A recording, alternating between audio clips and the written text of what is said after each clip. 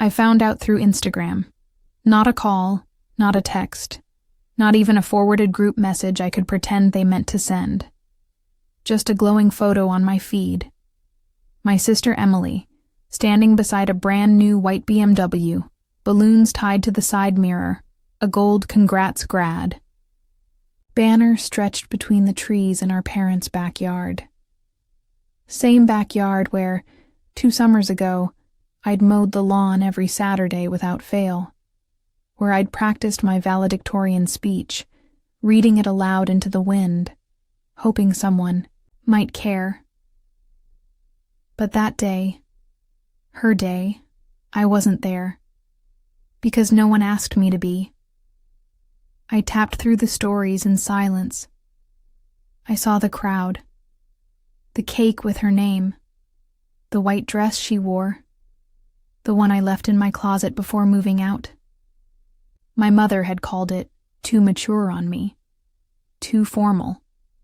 On Emily, apparently, it was perfect. Then the caption. Her first car, thanks to the family for making this possible. And it hit me all at once.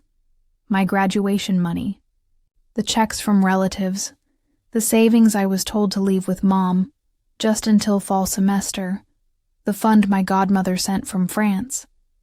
It wasn't in a bank anymore.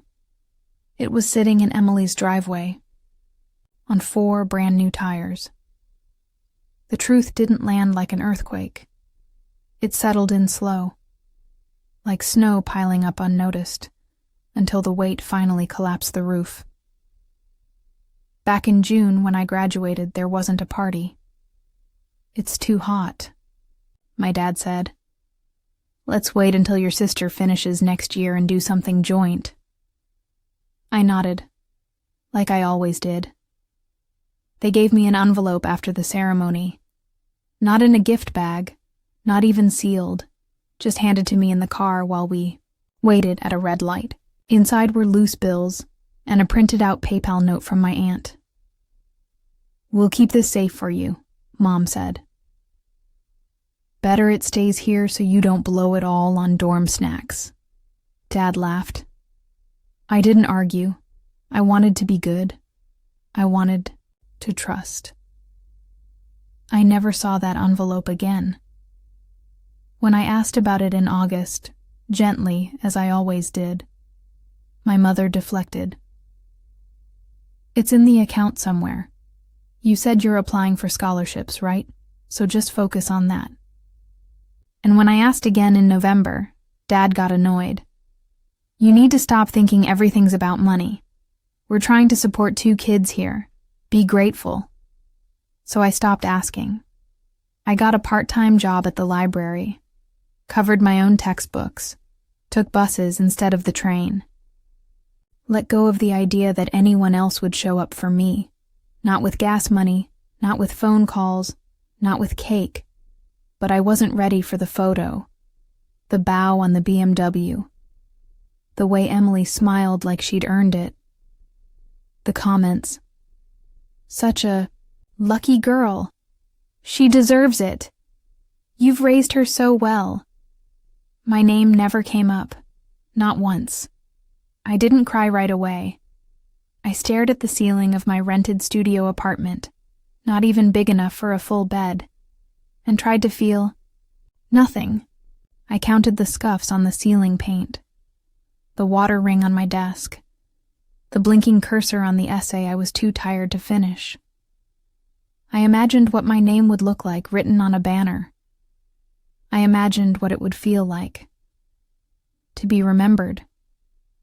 But instead, I scrolled back up, looked at the caption again, and then, without saying a word to anyone, I logged into the old email account I used in high school.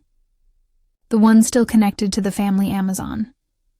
The one they forgot to log me out of. I didn't delete anything. I just started watching. Quietly, tracking orders, monitoring activity, memorizing the new Wi-Fi password my sister set when she moved into my room.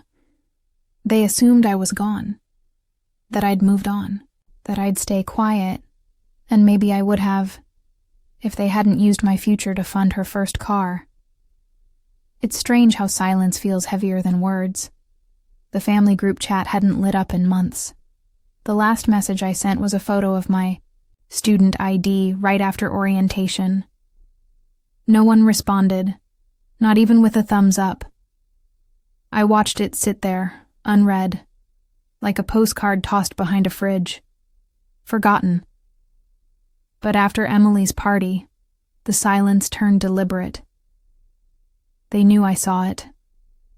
They knew I knew, and yet, no one said a word, no apology, no explanation, not even a fake "you were missed." They just kept posting. Emily's car at the lake, Emily's car outside a coffee shop, Emily's car next to some rooftop view, like it had a better seat in the family than I ever did. One night, around 2 a.m., I clicked open the Amazon account again. Old habit now. There was a package marked "Delivered." Memory foam seat covers. I imagined her in that car, texting, while the leather cradled her like a throne. I shut my laptop. Not because it hurt, but because it didn't. Not anymore. The thing about betrayal is, it doesn't announce itself. It's just there one day, hanging your absence like a trophy on the wall. I didn't want to be petty. I didn't want revenge. I just wanted someone, anyone, to say, "We did you wrong." Instead, my mother sent a forwarded chain email about gratitude. At Thanksgiving, I didn't go home. I'd known I wouldn't, long before the invitation failed to arrive. It was obvious. They made a new group called Thanksgiving Plans, and forgot to include me. I saw the leftovers on my cousin's Instagram story. My aunt's cranberry sauce, the long dining table, a framed photo of my sister in her cap and gown, right in the center. No trace of me. Not even a name card. I microwaved canned soup in my kitchenette, sat on the floor with a blanket pulled over my knees, and muted the group chat for a year. Not out of spite. Just for peace. Just to give myself room to exist in a place where no one expected anything from me. Not a smile, not silence, not a sacrifice. Later that night, I opened my closet. Tucked behind my worn hoodie was an envelope I had almost forgotten. One from my godmother in France.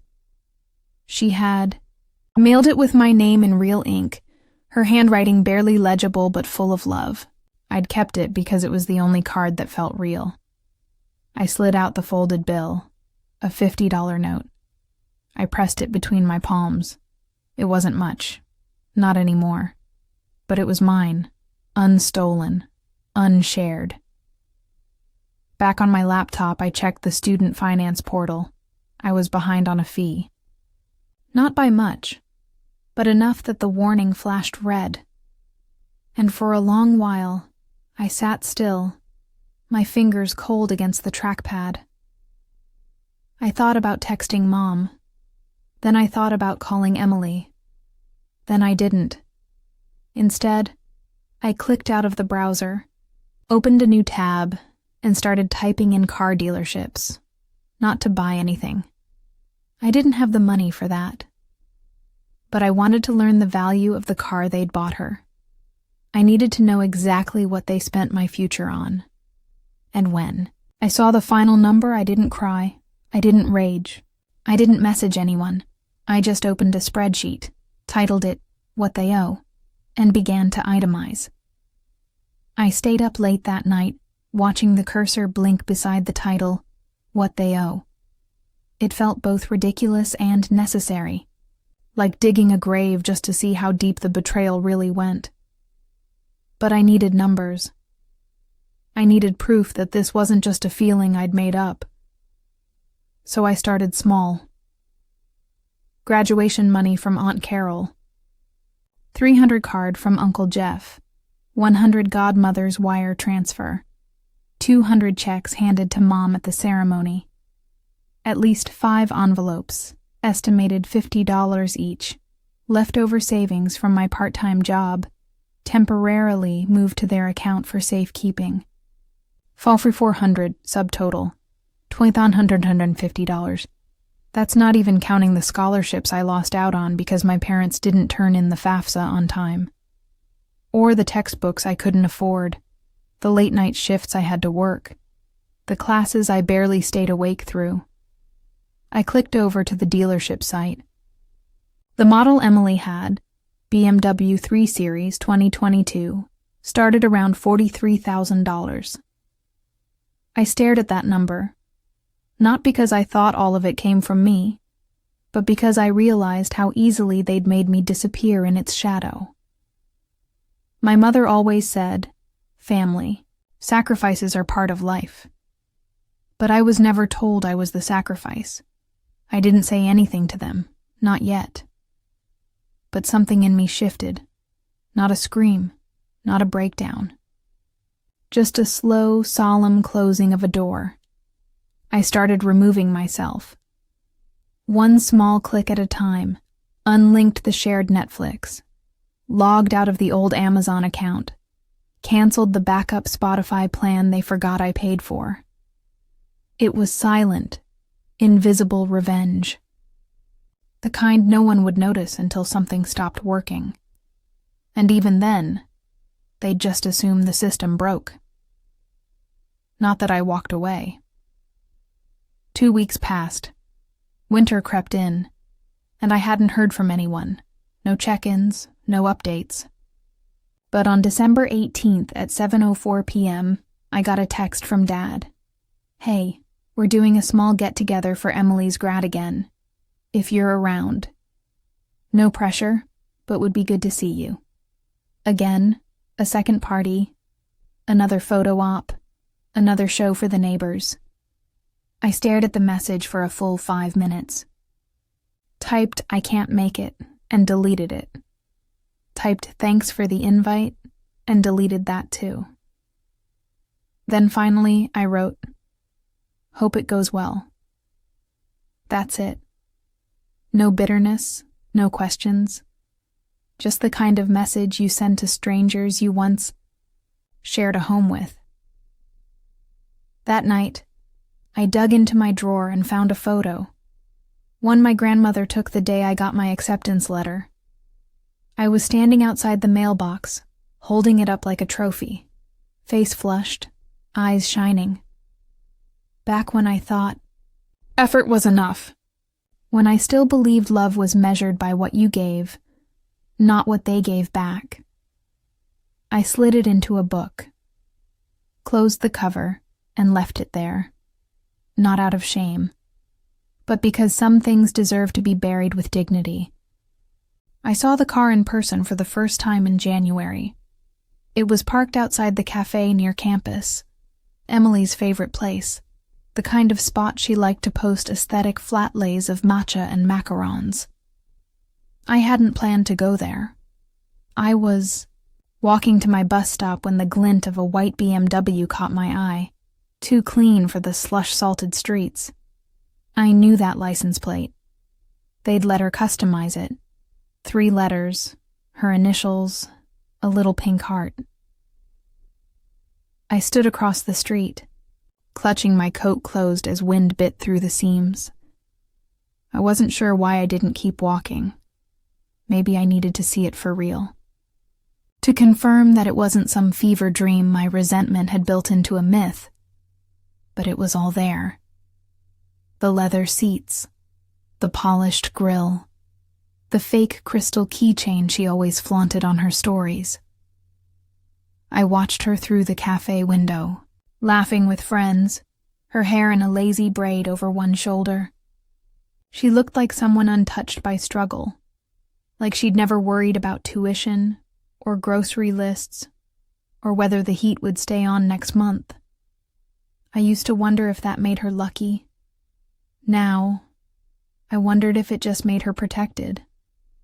I don't know what made me do it, but I crossed the street. I didn't go inside, I didn't confront her. I just stood next to the passenger door, still as a ghost, eyes on the dashboard. And there, wedged into the glove box handle, was a folded receipt, a dealership invoice, half tucked like an afterthought. I glanced around. No one watching. No alarms. Didn't take it. I didn't open the door, I just stared at it and memorized the dealership's name. That night, in the quiet of my apartment, I called the dealership. I didn't lie. I didn't pretend to be Emily. I just said, "Hi, I'm trying to confirm a transaction that may have used my financial information. I believe I was one of the contributors. I have the license plate and purchase date." The man on the other end paused. "Are you a co-signer?" "No," I said. I was told I wasn't needed, and that was true. Painfully true. "I'm sorry, but I can't share client details without legal documentation." I thanked him, hung up, but I didn't feel defeated, because in that moment, I realized they hadn't just taken from me. They'd erased me. I wasn't on the papers, not a footnote, not a backup contact, not even a contingency. I was just the funding source, a silent donor to someone else's highlight reel. That night, I reopened my spreadsheet. I changed the title from "What They Owe" to "What I've Reclaimed." Because maybe I wasn't going to get my money back, but I could still take myself back. Every login, every shared service, every auto-renewed bill they assumed would keep running because I was the responsible one.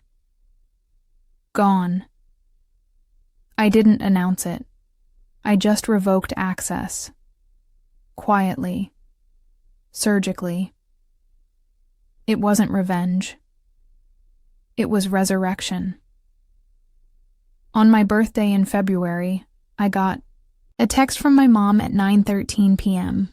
"Oh shoot, just realized today was your birthday. Hope it was a good one, let's do something soon." I didn't reply. Not because I was angry, but because I had already bought myself dinner. Lit a small candle on a slice of store-bought cake. Watched the wax melt like time. Slowly, sweetly, silently. And for the first time in years, I didn't feel like I was waiting for their love to find me. Some withdrawals are louder than slammed doors. Others happen like drafts. Slow, cold, quiet. You don't notice the chill until you start shivering. I became a draft in their lives. It started with the utilities. The family's phone plan was still under my name, a leftover arrangement from high school when I handled the billing because you're good with numbers. I'd kept it going even after I left, too tired to argue, too tangled in the guilt of being the mature one. So one morning, between bites of dry toast, I logged in and removed every number but mine. My sister's phone went first, then Dad's, then Mom's. I gave no warning, no explanation. The confirmation email hit my inbox. "Your changes have been saved." I felt nothing. Then the streaming services. They didn't notice when Netflix kicked them out, or maybe they did, and thought it was a glitch. Either way, no one asked. Spotify Premium, gone. Adobe Family Plan, canceled. Amazon Prime, revoked. My inbox was clean. My bank account lighter. Still no messages. Not even a, "Hey, did something happen?" I guess you can only be missed if people remember to look. Sometime in March, I walked past the bookstore downtown and saw a display of journals.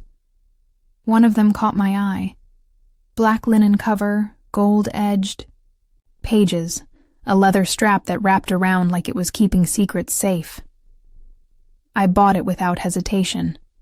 No discount, no justification. Just a quiet yes to myself. in a world that had trained me to wait for permission. That night, I opened to the first page and wrote, March 16th. They don't know I'm gone. They don't know what I gave. But I do. And I am finally learning to care that I do. A week later, I got a text from Emily. First one in months. Hey, random, but do you know why Spotify won't connect in my car? Lol, it says payment issue. I read it while waiting for the laundry to finish. Watched the message sit there like a stranger at my door. I didn't reply. She followed up the next day. Also like, Amazon won't let me log in. Is the account gone? Another silence. Then a third message, shorter this time. Did you change stuff? I stared at her name on the screen, thumb hovering. Then I clicked mute. Let her sit with her own questions. Let her finally feel the coldness I lived in for years. The kind you only notice when the warmth is no longer there. This wasn't revenge. This was a reckoning. That Sunday I caught a train out of the city. Not for them, not to return. Just to visit a place I hadn't seen since childhood. The library 2 towns over, where my grandmother used to take me every other Thursday. She said books could build homes inside you, ones no one could take. I found a corner near the poetry section, pulled out my journal, and wrote, They built a house of mirrors and asked me to disappear inside. I broke the glass. Now I walk through the shards, barefoot and unafraid. The words didn't make the pain vanish, but they made it mine, and that was enough, for now. It happened on a rainy Thursday in April, the kind of rain that soaks your jeans at the hem, even under an umbrella, the kind that feels personal. I was coming home from class, umbrella dripping, shoes squelching, the city in that gray hush between rush hour and regret, when I saw someone standing by the door to my building. At first, I didn't recognize her. She was thinner. Her hair was darker now, dyed almost black, pulled into a high, impatient ponytail. But the posture, that sharp tilt of the hip, arms folded tight like armor, that was always hers. Emily. She looked up when she heard, My boots. Hey, she said, like we were strangers meeting again in a shared dream. I didn't say anything. I just unlocked the door and stepped inside. She followed me. Inside the hallway, she hesitated, dripping onto the mat. You didn't answer my messages. I kept walking toward the stairs. My studio didn't have a buzzer, and I never expected guests. So you just showed up? I asked, flat. Well, yeah. I figured you weren't mad anymore. That line caught me, not because it was wrong, but because it assumed there had been a fight. There hadn't, not once. There was no yelling, no slammed doors, only subtraction. I reached the 3rd floor before I turned. What do you want, Emily? She blinked, water dripping from her bangs. I don't know. I thought we were good. She actually said that. Like good was a default setting you could return to. Like reopening a tab you'd closed by accident. I opened my door. Let it stay there halfway. She hovered. Mom said you're being dramatic. There it was. The word they always used. When I stopped performing, I let her into my apartment. Not because I forgave. Not because I forgot. But because I wanted her to see it. The cramped desk. The mattress on the floor. The stack of marked-up used textbooks. No framed photos. No family fridge notes. Just quiet, careful survival. She walked in like she was holding her breath. "This is where you live?" "Yes," I said. "With money I earned." I didn't plan what I said next. It came out of me the way a wound weeps, slow, steady, involuntary. "You remember when you got your car?" "Yeah." "Did you know where the money came from?" She paused. Not guilty, just confused. Like she was trying to remember if it was a trick question. Mom said Dad helped her. And maybe some from Nana's old account or something. I don't know. Why? I looked her in the eye. Because most of that money was mine. From my graduation. From relatives who sent it to me. It was supposed to help me start. And they gave it to you. For a car. She didn't speak. Her arms dropped. I went on. Then, you had a party I wasn't invited to. Twice. You wore the dress I bought for myself, and you smiled in every photo like it was yours to smile for. Still, she said nothing. So I gave her the last line. "You didn't forget me, Emily. You just didn't need me." She left a few minutes later. No apology. No, I didn't know. No hug. Just a mumbled, "Okay," and a door that closed behind her. I didn't cry after she left. I made tea, sat by the window, wrote in my journal, April 11th. She came, she saw, she left unchanged. And still, I do not burn. I bloom in the quiet, they called dramatic. I didn't hear from Emily again. Not after that day. Not even a text to say she got home safe. But a week later, I received a voicemail from my mother. Her voice sounded sugar thin, the kind she reserved for when she wanted something.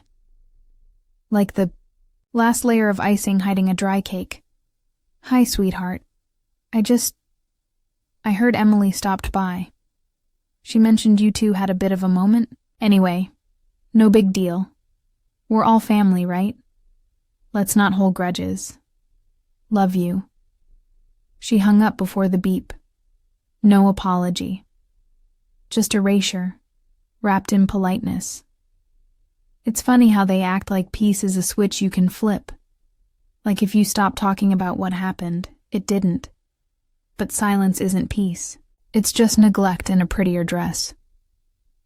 That weekend, I opened a new document on my laptop. Not a journal this time, not a spreadsheet, a folder. I called it, Things I'll Never Say to Them. Inside it, I wrote letters. To all of them. To Mom. You always said I was so mature for my age. But you never once asked how it felt to raise myself. You needed a quiet daughter more than you needed a whole one. To Dad. I stopped asking for help when I was 14 because I knew it annoyed. You never noticed. You called it independence. I called it survival. To Emily. I don't hate you. But I don't envy you either. Because you've never had to build a sense of self outside someone else's applause. You still think love is the same as attention. It's not. Each letter ended with the same sentence. I release you. I release me too. I didn't send them.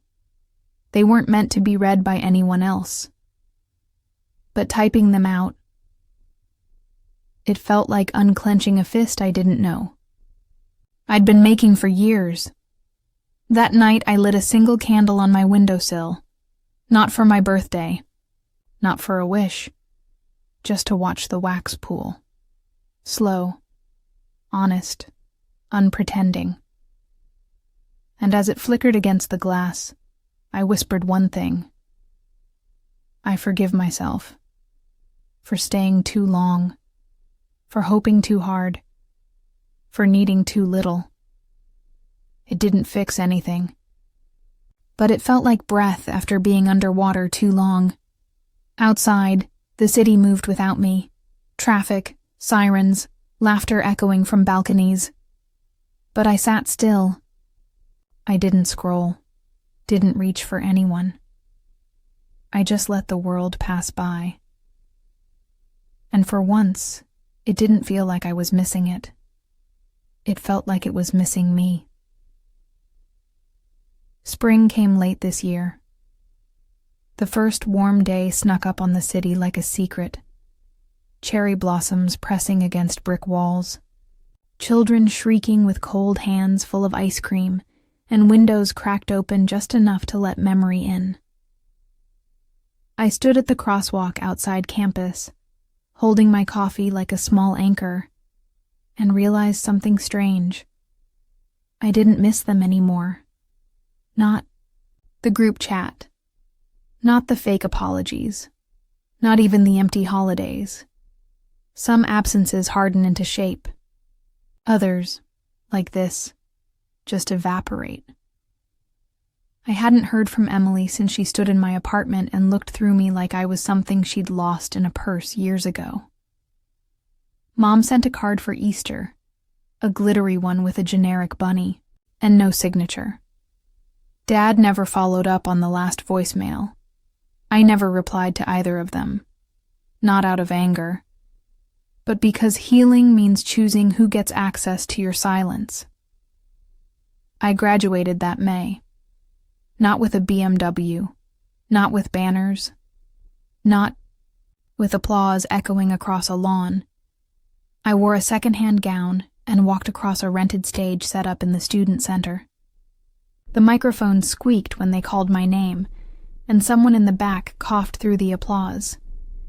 But when I looked into the crowd, I saw no familiar faces, only myself, standing there. That was enough. After the ceremony, I took myself to dinner, not fast food, not frozen pizza. A real dinner. One with cloth napkins and a little candle that danced while I ate. I ordered wine without guilt, dessert without apology. And as I sipped the last of it, I looked around the room and felt it in my bones. No one needs to witness your life for it to be real. Back in my apartment, I opened the folder one last time, things I'll never say to them, and I deleted it. Not because I didn't mean every word, but because I'd already lived them. Some truths don't need to be told to matter. Some stories don't need to be shared with those who broke them. They just need to be carried forward, quietly, honestly, like a scar no longer sore. In the final entry of my journal, I wrote, May 24th, I am no longer waiting for a seat at a table. That only served me silence. I bought my own chair and sat in the sun, and that was my quiet revenge, not fire, not fury, just a life rebuilt, without them.